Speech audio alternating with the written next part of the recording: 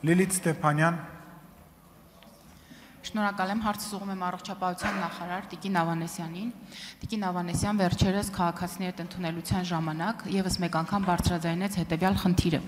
Մենք գիտենք, որ Հայաստանի Հանրապետությունում գոյություն ունեն սոցիալական խմբեր, որոնց առողջապահական եւ բժշկական ծառայությունները սովորաբար տրվում են անվճար։ Սակայն խնդիրը հետեւյալն է. դիցուկ օրինակ քաղաքացին ունի սոցփաթեթ եւ ունի որոշակի վիրահատություն, որը պետք է արվի անվճար, սակայն այն իմպլանտը, որը անհրաժեշտ է վիրահատության համար եւ քաղաքացու վերջնական առողջացման համար, վճարովի է եւ սովորաբար բավականին թանկ է։ Այսինքն ստացվում է մենք մի կողմից խոսում ենք անվճար բուժ օգնության մասին, բայց մյուս կողմից այդ բուժ օգնությունը այնքան էլ անվճար չէ։ Ես իհարկե հասկանում եմ սոցփաթեթի առանձնահատկությունները, բայց կցանկանամ, որպեսզի դուք այս հարցին պատասխանելիս նաեւ անդրադառնաք առողջապահական համապարփակ համակարգի ներդրմանը։ Վերջերս դուք ձեր սոցիալական կայքի պաշտոնական էջերից մեկում տեղադրել էիք այս մասին որոշակի ինֆորմացիա, որտեղ նշում եք, որ համակարգի վերջնական ներդրումը տեղի է ունենալու 3 փուլով։ Տիկին Ավանեսյան, խնդրեմ մի քիչ ավելի դետալային այս մասին խոսեք եւ ասեք, արդյոք իմ կողմից բարձրաձայնված խնդիրը, որոնց մասին բնականաբար դուք ել ավելի շատ տեղեկություններ ունեք, որքանով է համապարփակ համակարգը գալու ծածկելու այն խնդիրները, որոնց այսօր բախվում են մեր քաղաքացիները։ Շնորհակալություն, հարցին կպատասխանի առողջապահության նախարարը Տիկին Անահիտ Ավանեսյանը, համեցեք Տիկին Ավանեսյան։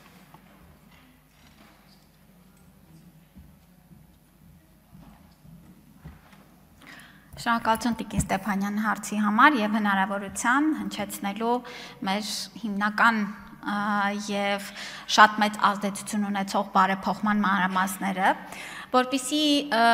ճիշտ լինեն ակնկալիքները նաև մեր քաղաքացիներից եւ տեղեկատվությունը, թե պետությունը պետական պատվերի շրջանակներում ինչպես է բուժօգնությունը տրամադրում եւ դրա որ հատվածն է փոխհատուցում եւ նաև հետագայում ապահովագրության շրջանակներում ինչպես են ծավալները ընդլայնելու։ Ես կուզեմ հենց սկզբից եւս մեկ անգամ ընդգծել, որ մեր երկրում բուժօգնությունը անվճար չէ,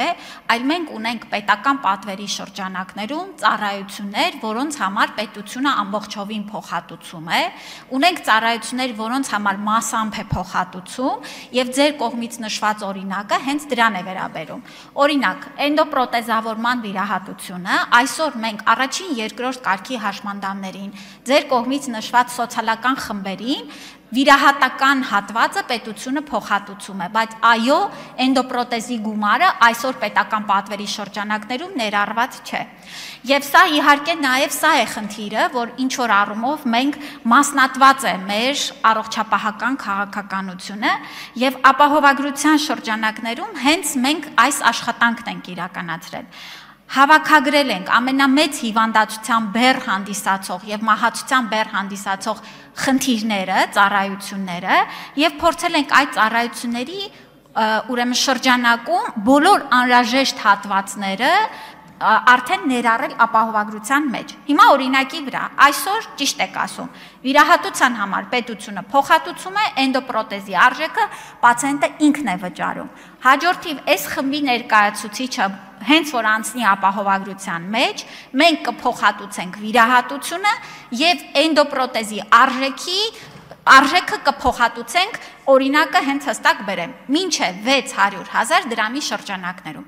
Եթե քաղաքացին կուզի 600,000 դրամից էլ ավելի թանկարժեք էնդոպրոթեզ օգտագործել, ապա ինքը դրա համար հավելյալ կվճարի կամ ուրեմն դրա շրջանակներում ամբողջական վիրահատությունը արդեն իսկ կստանա։ Այսպես է Տիկին Ստեփանյան, որ հենց տրամաբանությունը մեր փոխհատուցումների ամբողջովին վերափոխվում է։ Եվս մի ուզում եմ պարզաբանում ներկայացնել, որ սոցիալական խմբերի առումով մենք այսօր մեր գնահատման համակարգում 28 բալից ավել ունեցող ընտանիքները, որոնք ներկայումս նաև աշխատանքի եւ սոցիալական ապահովության նախարարության վերագնահատման արդյունքում կփոխվեն նաև նրանց այդ ցուցանիշները, կներառվեն հաջորդիվ առաջին տարում ապահովագրության մեր շրջանակներում։ Այնուհետև սոցիալական քաղաքականությանը համահունչ արդեն մեր երկիրը կորոշի, որ խմբերին ինչ հատվածով ապահովագրությունը կշարունակի պետության կողմից սուբսիդավորել։ Արձագանքից հետո իհարկե կլրացնեմ։ Շնորհակալ եմ եւ եթե ժամանակ մնա Տիկին Ավանեսյան կխնդրեմ անդրադառնալ նաեւ հաջորդ երկու փուլերին, որ սոցիալական խմբերը կամ հասարակության որ շերտերը կներառվեն երկրորդ եւ երրորդ փուլերի մեջ եւ ամեն անգամ երբ որ մենք օրինակ մամուլում ինչ որ տեղեկություններ ենք կարդում կամ սոցիալական հարթակներում գրառումներ են կատարում, որպես կանոն ամեն 4-րդ եւ 5-րդ լուրը վերաբերում է, որ դրամահավաք են անում այս կամ այն քաղաքացուն օգնելու համար, արտերկրում բուժումը կազմակերպելու համար կամ գուցե Հայաստանի Հանրապետությունը, որը բավականին թանկ արժե։ Ուզում եմ հասկանալ, երբ որ մենք այնուամենայնիվ առողջապահական համապարփակ համակարգը ներդնենք, մենք որքանով կլուծենք այս խնդիրը, արդյոք էլի կհանդիպենք այսպիսի գրառումների, թե ոչ։ Տիկին Ստեփանյան, այո, որովհետեւ որևէ երկիր ինձ ծանոթ չէ, որ իր մոտ արկա բոլոր առողջապահական ծառայությունները փակում է կամ պետության կողմից կամ ապահովագրությունների բազային փաթեթներում։ Չկա նման համակարգ։ Հիմա մենք ոչինչից քայլերով պետական ոչինչից չէ, բայց շատ նեղ շրջանակից 81 միլիարդից 2018 թվականից ծառայությունների շրջանակը ընդլայնել ենք, նոր շահառուների խմբեր ենք մտցրել, եկել հասել ենք 167 միլիարդի 2025 թվականի համար։ Տեսնում ենք այս մեծածավալ աճը ծառայությունների մեջ։ Հաջորդիվ ապահովագրության շրջանակներում այս ծառայությունները կլինեն ավելի ընդլայնված, ամեն ծառայության գինը կլինի իրական ծախսերին մոտիկ եւ ամբողջական ծառայությունը ապահովելու համար մենք կփոխհատուցենք բավարար գումար։ Սա է տրամաբանությունը։ Բայց մենք պատրաստվում ենք առաջին էտապով մեր ապահովագրության բազային փաթեթով փակել, նորից եմ կրկնում, մահացության եւ հիվանդացության այսօր ամենամեծ բեռը հանդիսացող պոլիկլինիկական հիվանդանոցային ծառայությունների